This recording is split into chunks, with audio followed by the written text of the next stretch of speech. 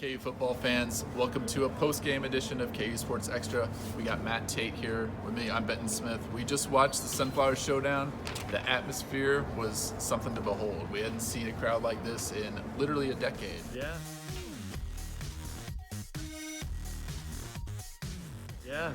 So, I mean, there was so much build up to this game, so much excitement from the KU fan base for a change, and KU wasn't able to kind of capitalize on it.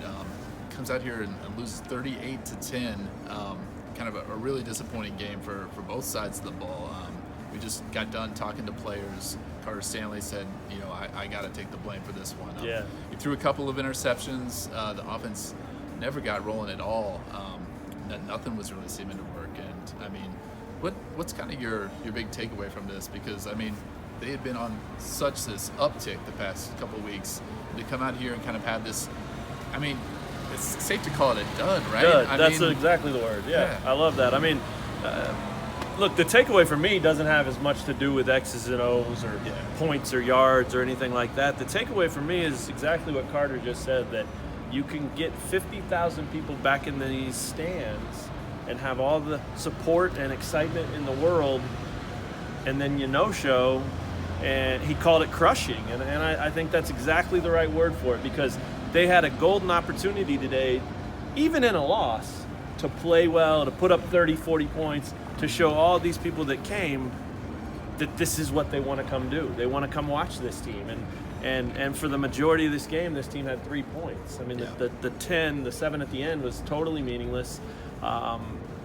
So that's my takeaway, that not only did that happen, but also that these guys recognize it immediately and are kind of like, crap, we only have one home game left. Right. Some of them, Carter especially, 5 years he spent waiting for a crowd like that. He got it against all odds. He got it.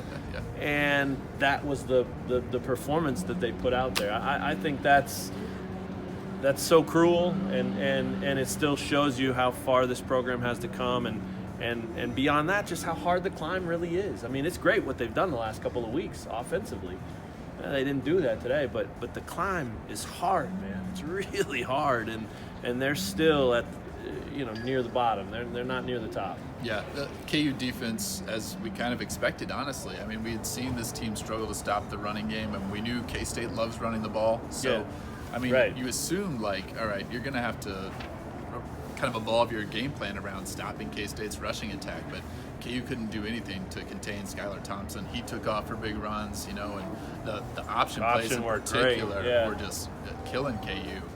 So disappointing day for the defense as well, especially when you consider you kind of know what you're getting with this K-State offense, but the preparation didn't lead to much execution for the defense. That's right. Well, I think even having said that, it was a 14-3 game in the last 2 minutes of the first half. Yep.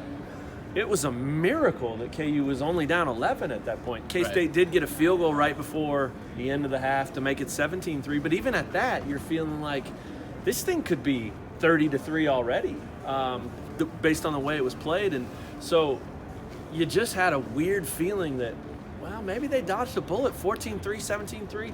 If Dearman can get in there and get these guys on the right track, find some offense, maybe they're still in there. We've seen them do that the past couple of weeks. Bingo. Down 14-0, down 17-0. It was kind of, I had the sense like, well, a counter is coming. Yeah, for sure. They're going to come up with something to kind of get this offense rolling. It just never came. Today. I did think, and I think all three of us did, Shane behind the camera, I think we all thought that if they got in a hole early against this team, that it was going to be much harder than it was the last 2 weeks to do what you just said, and that proved to be true. K-State, the way they control the line of scrimmage, the way they run the ball, you get down 10, double digits to those guys, you've got little chance at that point, and that proved to be true today for KU. So, look, no one likes to see that final score, I'm sure, and certainly doesn't become the next step in this momentum that you're trying to build. But they do have a bye week. They can flush this thing now.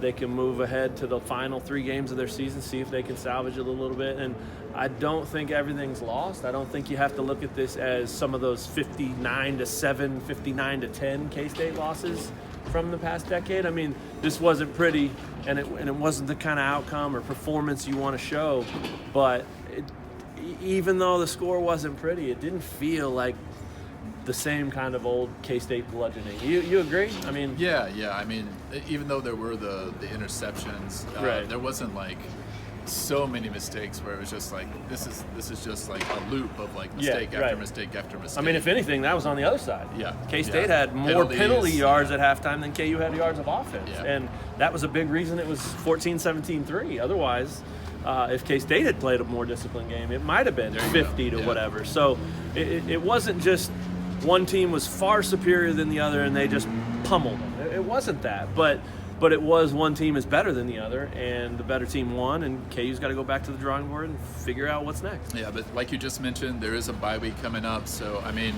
oddly enough, kind of good timing, I guess. Because I mean, if you're going to come off of a performance like this, you would love to have an extra 7 days to prepare for your trip to Oklahoma State. Yeah, they've got a lot to address to see. Because I mean, guys are still talking about those 6 wins and bowl eligibility. You got to win out now after this performance against K-State. Thanks for checking out another episode of KU Sports Extra. Matt Tate is headed to New York City. He might fly there straight off of this balcony. I don't know. He's pretty hyped to go see that. It's pretty high, though. It's pretty high. All right, stay safe. Okay? I'm going to take the stairs. Okay. Thanks for checking out KU Sports Extra. Read Benton's coverage. Read Shane's coverage. I'll see you in New York.